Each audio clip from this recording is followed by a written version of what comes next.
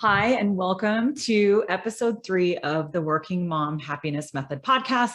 I'm Katie Blummer, and I am excited because today is where we really dive in and have you start defining and writing down your values. So this is one of those episodes of the podcast where, to get the most value out of it, you're going to want to be somewhere where you can pause either if you're watching on YouTube or if you're listening via podcast, just pause either the video or the show and write some things down. So like you're going to want a pen and a paper to do the exercises that we're going to go through today.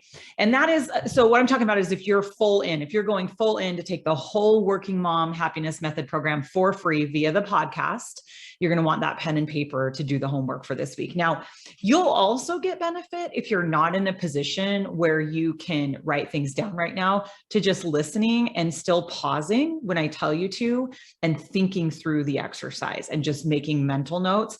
That's still going to benefit. But if you are totally serious about changing your life and going all in, you're going to want to write these things down for your homework. And just a quick reminder, as always, that if you're taking the Working Mom Happiness Method via the podcast, it's going to be a long process because there are 25 instructional videos in the paid version of the program. And I am breaking those down into 20 to 30 minute episodes. And there's one episode per week. So that's going to stretch out over a very long period of time. If you want to do the program faster, or you want the support of a community and a group, or you want access to me, there are a couple of different ways you can take the program that are paid, and you get that additional accountability and support. And you can go to womensbestlifeuniversity.com and check out those options, but you'll get all the same information here.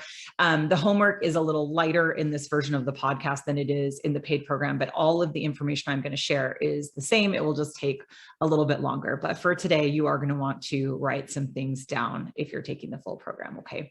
All right. So let's just go ahead and jump in, because what we're doing today, hopefully you have listened to episode 2, which was the values overview, because I explain a lot more about values in there. But the reality is that one of the keys to happiness, and we talked about this in episode 1 in the introduction, one of the keys to happiness is spending your time in ways that are aligned with your values, right? But in order to do that, you have to first get very serious and deliberate about what your values are. What does a happy life look like for you? And you're going to write it down. And eventually we're going to get to the spot in the program where you start a morning routine and you're going to read them every day. Okay. So what you're going to do today are just some exercises where you're going to take notes. And then part of the Working Mom Happiness Method is a document called your Best Life Master Plan. And I'm going to give you the template for free. You can get that on my website.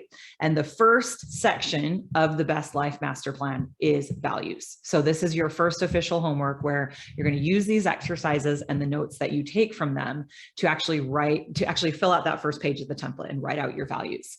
So if you want to go get the template for free after the episode to get that started, you can go to womensbestlifeuniversity.com, click on the podcast link across the top and go to episode 3. And down below the episode, there will be a link to get the template. It's a Google Doc, and you're going to see actually my real template. You're going to see my Best Life Master Plan. All the pages are going to be filled out as a guide for you, because you're going to use this template, this Google Doc, as we go forward through the Working Mom Happiness Method. And what you're going to do is delete out my stuff in there and write in your own. And the reason I leave my stuff in there for you is as a guide. So if anything I have there resonates with you and some of the goals that you have in your life, obviously feel free to leave it. But if it doesn't, delete it out and write in your own stuff, and it's going to become your Best Life Master Plan. So the first page, you'll see a picture of me. Obviously, you can put a picture of yourself. You can change up the colors if you want. You can, make it look however you want. It is your document, but it's just a Google document.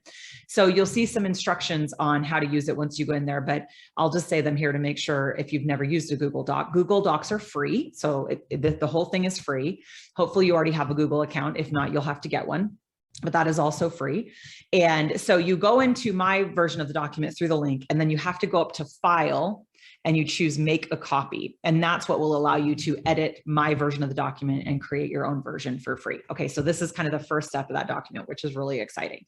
All right, so let's jump in. The purpose of today's exercises are to get your brain going on what are your true values, because remember, we don't want to be living values that our parents, our school, our church, TV, media, society, all those things we talked about in the last episode. We don't want to be living those values as an adult that we're no longer aligned with just because we're afraid of disappointing somebody from our childhood. So that's really, really important. Maybe you are still aligned with some of those values. Amazing. Maybe you're not. And that's where we need to question. And these exercises are meant to help kind of flush that out. So you're just taking notes here. Okay, so let's jump into the first exercise.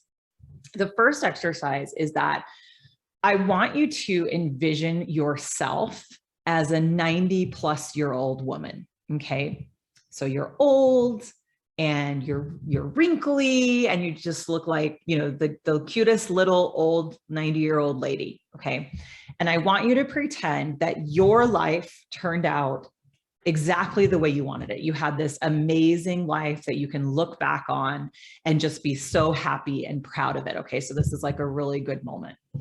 And when we pause in a minute, you're going to pause either the podcast or the video. If you're watching on YouTube, you're going to pause in just a minute. I'll tell you when to do that.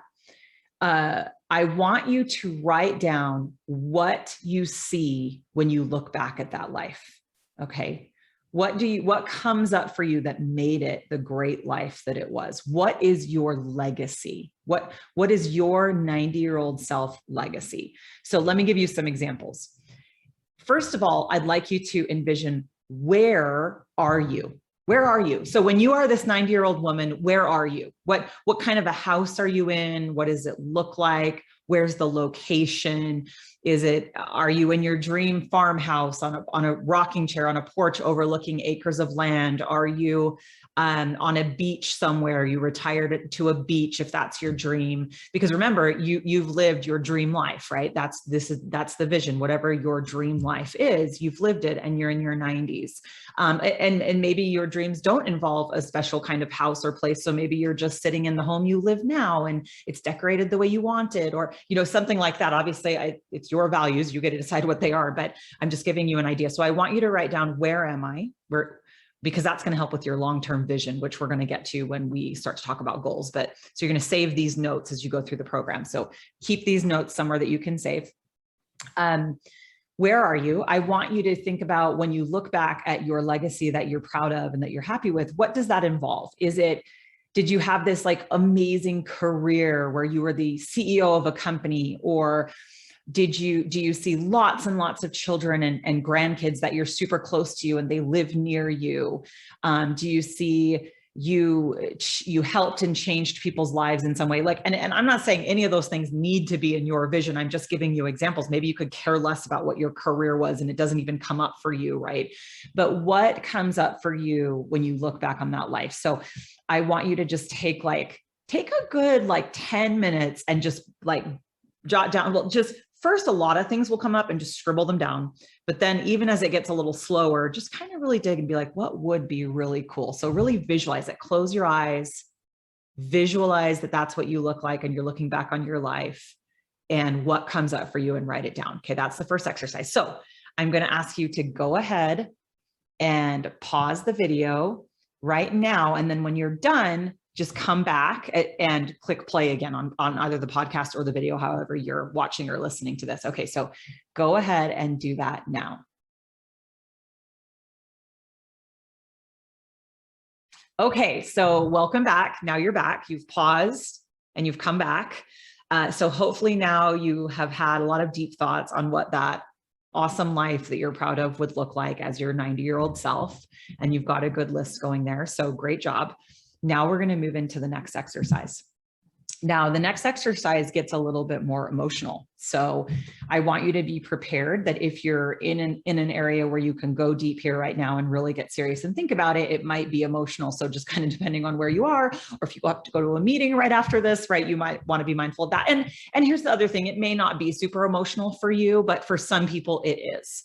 Just depending on what you've been through and experienced in your life, this could trigger, some deep emotions. So just be prepared for that. But it's good because it's going to help you get down to what are your true values, meaning how do you want to live your life and spend your time? Okay. So the next exercise, you're going to do the same thing. I'm going to tell you about it and then you're going to pause it. You're going to write some things down and then you're going to come back. This one is 1 year to live. So you are assuming that for whatever reason, you guaranteed you only have 1 year left of your life. And I want you to assume that you are healthy, like meaning you are capable, you're physically capable of doing whatever you want to do. So you're not sick, you're not, bedridden, you are capable to do whatever you want to do in this last year to live, but it's the last year that you have. What are the things that you would do in that year? What would you make sure to do? And what are the things you would stop doing in that year? What would you not care about? Okay. And let me just give some examples to kind of get your juices flowing, right? So a lot of things that come up from women who have taken the program are in the year, the things they would do are like specific and particular vacations or places in the world they want to visit. And a lot of them, that is to go with their family. They enjoy, having experiences with their family. That's one thing that comes up. Another thing that comes up is I would tell the people who I love how I feel about them, right? Or I would leave letters for my kids or, for different milestones in their life, things like that. There's a whole range and spectrum of things that people say that they would do, but those are just kind of like some of the bigger examples. So maybe those resonate with you, maybe they don't. But like I said in the last exercise, just rattle off all the things that you would do in your last year. And for some people, those may come quickly. And for some, they may come a little bit slower, but give yourself time and really, really think about it. And I don't want you to have any guilt. If that equals, I would watch so much reality TV because I would do that. I love reality TV, or I would eat all the most delicious foods, like no guilt. This is like what you would do and what feels good to you. And so those two things I know would be on my list, but some people might judge that, right? So this is no judgment, exactly what you would want to do in that last year. And then when it comes to what would you stop doing, right? For some people, they would stop doing their job. Not, by the way, that doesn't mean you hate your job. You might hate your job, you might not. For some people, this is more rare. They would continue doing their same job, right? But that kind of varies. A lot of people say I would stop dieting or focusing on weight loss, right? So see if that comes up for you. A lot of people would stop cleaning their house, but some people wouldn't. Some people really like genuinely enjoy that process.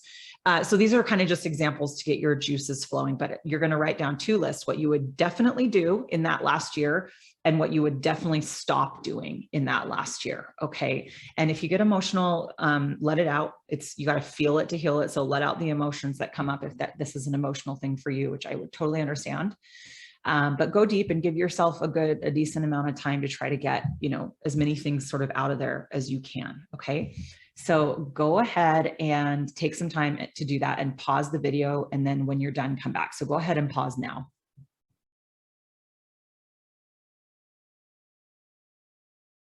Okay, welcome back. I love that I was just like awkwardly sitting there for a minute while you paused, but if you got very emotional, I hope you're doing okay. And I hope you were able to kind of let out some feelings and get deep on what is important to you. And so the purpose of these two lists is that when you write down your values, I want you to be mindful of these two lists. It doesn't mean that if you said, I would definitely quit my job and travel the world. It doesn't mean you have to do that to be happy in your life. Okay. That's not what we're talking about. You don't have to make some terrifying, huge life change. You may discover by the end of this program that you do need to make a scary, huge life change. And that's okay too, but it's not required for happiness. Well, in some cases it is actually. If you are in a horrible relationship, that's never going to change, that might be required to leave that relationship for your happiness. So sometimes it is, but for most people it isn't. So don't get too scared. What I want you to do, if it came up for you that I would quit my job and travel the world in your experience of writing this down, in your values, I definitely want you to have something related to you value travel and experiences or something like that, right? Travel experiences but it doesn't mean you have to say, I value not working, if that makes sense. So I want this to influence your values. It's also going to influence your goals, which we do in the next module. So I want you to keep this list, but really pay close attention to what came up, because these are the things you truly value. And these are the ways in which you really want to spend your time and make a priority. So you're going to start to figure out ways you can bring more of these things into your life in real life without totally changing your life.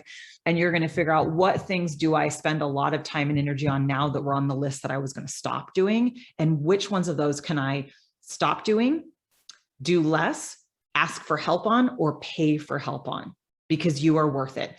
One common example that comes up there is cleaning. Okay. So especially for valuing your health, like healthy habits, because I can tell you your health is more important than having a clean house. I don't care who you are or how much you appreciate a clean house, because some people genuinely just need a clean space and they love that. Your health is more important than that. And I do totally recognize that being able to pay to have someone clean your house is a privilege, like 100%. And I do totally recognize not everyone can actually afford that. But for the majority of the women who I've worked with, they actually can afford it. They just have a feeling of, oh, how would I ever spend that amount of money when I can just do it myself? I should just do it myself. It's actually a value and a worth thing, not valuing yourself enough to be willing to spend that money or to stand up to your partner or spouse who doesn't think you should spend that money and to do it anyway, or, have a serious conversation with them about that. And if your spouse is a male, I have a whole section later on how to speak dude, because it is genuinely a different language. So we'll get into that later. But this is about valuing yourself enough to stop doing some of those things that you put on your list. And some of them you may not be able to completely stop. That may not be realistic in your life, but what can you do less of, or ask for help, or pay for help? Okay. So that's going to be really important. And we're going to get more into that later in the program, but this is just how I want you to think about it right now. Okay. So save that list, because you're going to use it when you write your values in all the ways I just described. All right. So for the next exercise, you don't have to write anything down for this if you don't want. You can, if you are a note taker. I mean, really throughout the whole program, the more you take notes, the more things stick in your brain. So it is beneficial to jot notes. But I get on a podcast, a lot of times you're driving or you're out walking or running or exercising or whatever. It's fine if you don't take notes on this or throughout the program, but if you can, it will help. So it's totally your call on this one, but this is just more of a visual exercise that I want you to do. And this is related more to your own worth and value. So this is shifting away from what do you value, how do you value spending your time, right? And shifting into your worth and your value. So that other definition of value that we went over in the last episode. And for this one, it is helpful if you can close your eyes to really visualize, but obviously if you're driving, don't do that. Or if you're in a space that doesn't feel comfortable, it's fine. But what I want you to do is I want you to visualize, and this one you don't have to pause. Okay, we're just going to do this one together. I want you to visualize a woman you love. So, and I want it to be an adult woman, so not a child. So any woman who you really love and value and care about seriously in your life. Could be a mother, a sister, a really great friend, a mentor, a teacher, a colleague, just somebody who you really, really do deeply love though, and you value having them in your life. Okay. So you've got your person, and I want you to just close your eyes if you're in a place you can do that, and visualize the person. Okay. And now I want you to visualize that person has gained a significant amount of weight. Okay, so significant enough that you can see it. It's really obvious. Okay, so whatever that looks like on that person's body, they've gained a significant amount of weight. So now you're visualizing them and they look different. They have more weight in their face and more weight in their body, right? They look different. How do you now feel about that person? Do you feel any differently about them? Meaning, do you love them any less? Do you value them any less? And will your relationship with them change at all? Will the love and value and support and caring and benefit in your relationship, will it change at all now, given that they weigh more and they look different? Okay. Now I'm guessing that if you really get deep and you really think about that, the answer is no, right? And honestly, you probably don't even have to get that deep to know, like immediately, the answer is no. Of course, you love that person, you value that person. Your love and worth and value for that person has absolutely nothing to do with the way that they look or how much they weigh, right? Now, here's the thing. If they were having, some kind of health issue or stress issue or something that had caused them, medication that had caused them to gain weight, you might have concern for how they're doing and their well-being, right? But it doesn't change how you feel about them, right? And your love for them and how they bring value to your life. Well, I think you probably know where I'm going with this, but I want you to get deep here because there are two ways I want you to see this. Number one, that's how your people feel about you. Okay. The people in your life who value you and love you and care about you, they don't feel that way about you because of your weight or the way your body looks or the way your skin looks or the way your hair looks. They don't.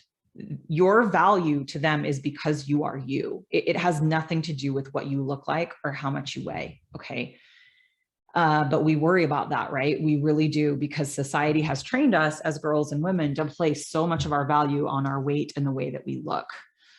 And you know how I feel about it because I've talked about it already in the first 2 podcasts, but it has to change. It has to change because our value has absolutely nothing to do with those things.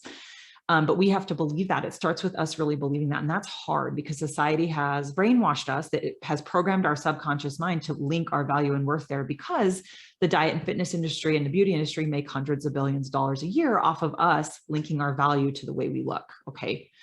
And I'm not saying that doesn't mean you can't care about, having your hair done or your makeup nice or whatever. That's fine. And we'll talk about that in a later episode, but your value and your worth has nothing to do with it. So the way you feel about this woman you love, that's the way your people feel about you.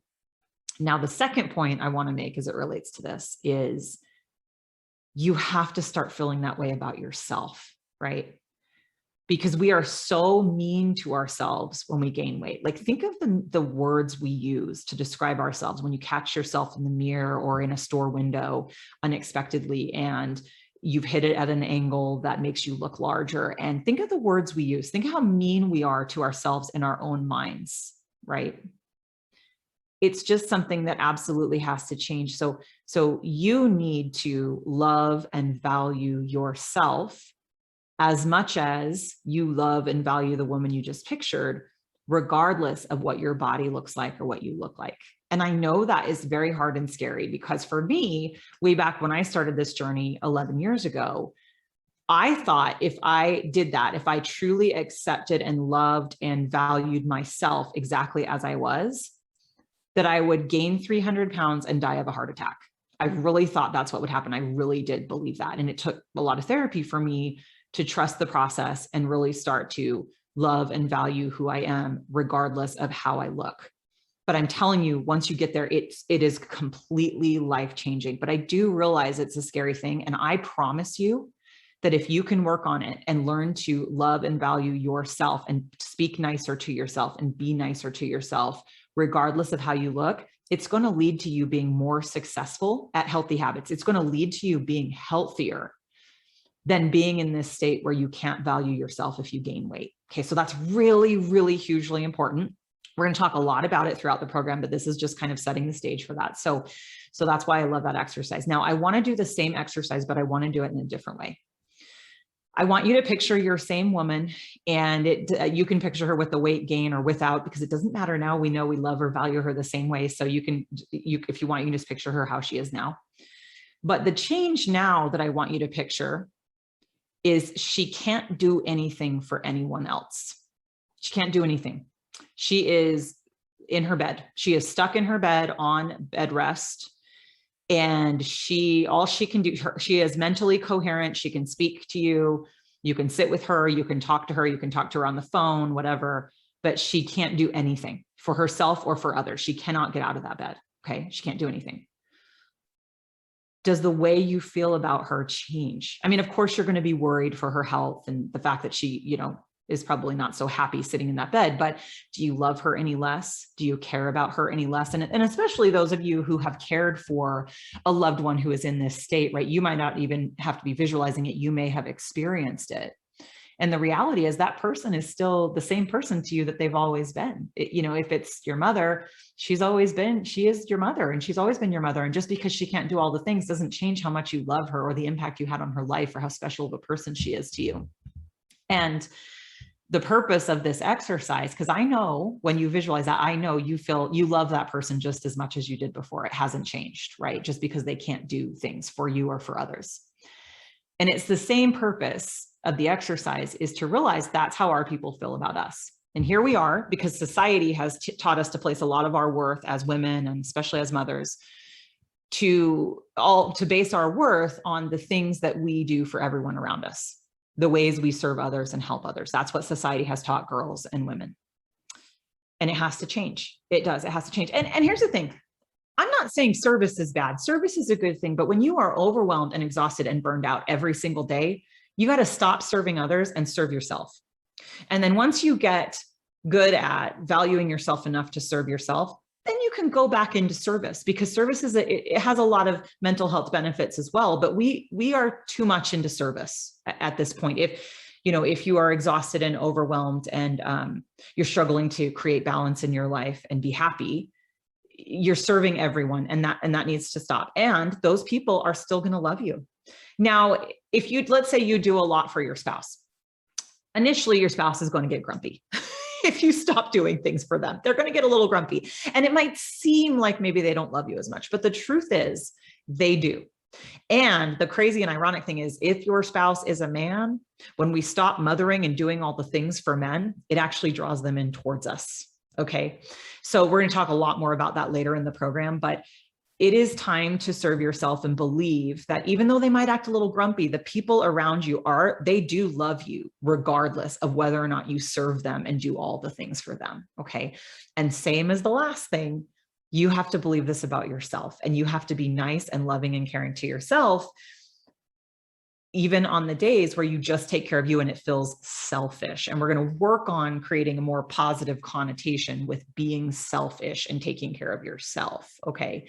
We're going to work on that as we go throughout the program, but you are allowed to love yourself even when you're not doing anything else for others. And you should love yourself even when you're not doing everything else for others. And it's okay. And really starting to believe that is going to help a lot with guilt, with mom guilt, or any other guilt we get from saying no. And this is all going to help us to achieve our goals by sticking to our boundaries. So this mindset shift is huge. So start noodling on this and really think about it this week. Okay. And think about it as you write your values, because in your values, you're also going to write a personal valuable, I cannot say this, a personal value statement. Sorry, I don't know why that was such a tongue twister. You're going to write a personal value statement, and you'll see mine at the top, and you can take my lead there. But the top part of the document that you're going to complete after listening to this, you're going to go to Women's Best Life University, click on podcasts, find episode 3. And on that web page there, you're going to see a link to the Best Life Master Plan document, the values. So you're going to see my values filled in. You're going to choose File, Make a Copy, and that'll take you to a new Google document. And you're going to see, though, in mine, I have my value statement, and then I have my values, and they're listed in priority order. Okay, so you're going to list your values in priority order. And let's talk about this for a minute, because this is important. You are so valuable, and you are worth putting yourself #1 priority on your list of values. Okay, so it's a requirement. That is a requirement when you take the Working Mom Happiness Method in my course.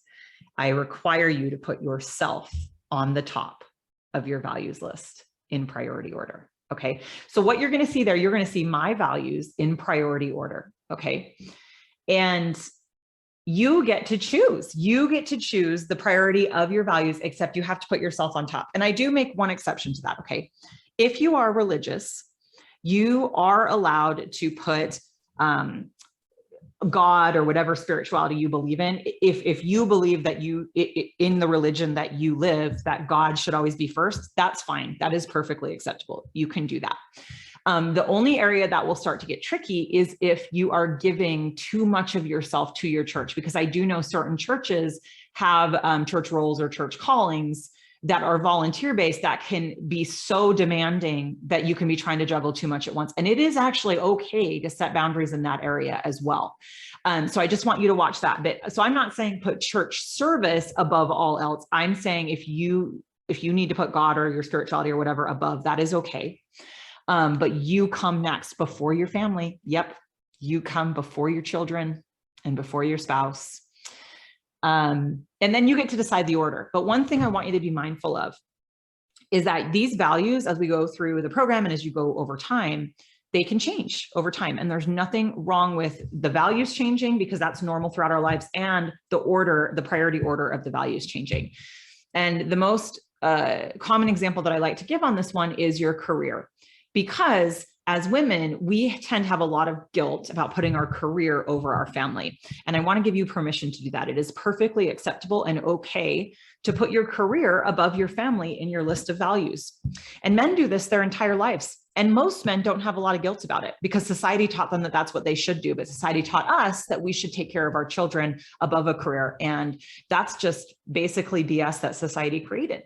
So you get to have your own personal beliefs and values about how you feel about that. And it is perfectly acceptable to have your career above your family. And it's okay to flip-flop those at different times in your life. The other thing I want you to think about is, if you are a person who it is really, really important to have your space clean and organized before you can focus and do other things, I really want you to put cleaning way high on the list. So maybe it's second after yourself. Maybe cleaning comes second. Because if you struggle to have quality time with your kids, if your house is a mess, you need to do the cleaning then before you can have the quality time with your kids. So that's a smart prioritization. It doesn't mean you love your house clean more than your children. It doesn't mean that. It's just you're honoring the way in which you best function, right? Okay. And like we talked about in the last episode, you want to make sure you love your house clean for the right reasons. If it's based in fear of judgment from others, we need to work on letting that go, right? But if truly you need it organized and it has nothing to do with others, that's totally fine and mentally healthy, and you can go ahead and do that. But so you're gonna create this document, and the top is gonna have your personal value statement. You can take my lead there. You'll see what I did there about your own value and your own worth, and what it is based in and what it is not based in. And then the bottom half is your values listed in priority order. And you're gonna take those values from these exercises that you did today. And then you might have a couple of other things you want to add in that maybe didn't come up for those, but you're going to list them in priority order on that document. Okay. So that is this week's assignment. So there's one podcast episode per week. So if you're following the program here, you want to get that done before next week's episode releases. And you don't have to, I mean, obviously you can do it at your own pace. I'm just saying, like, that's the way that's going to get you, keep you going the fastest on the program. So it's up to you. As always, thank you so much for listening. I am so excited about using this method and what I teach here to hopefully change the world. So if you benefited from this, please go leave a review on the podcast. It helps more people see it. The more reviews I get, the more subscriptions and follows on the podcast will help more people see it. And if you know anyone in your life who might benefit, please spread the word and have them come and listen. Okay. Thank you so much. And I'll talk to you in the next episode.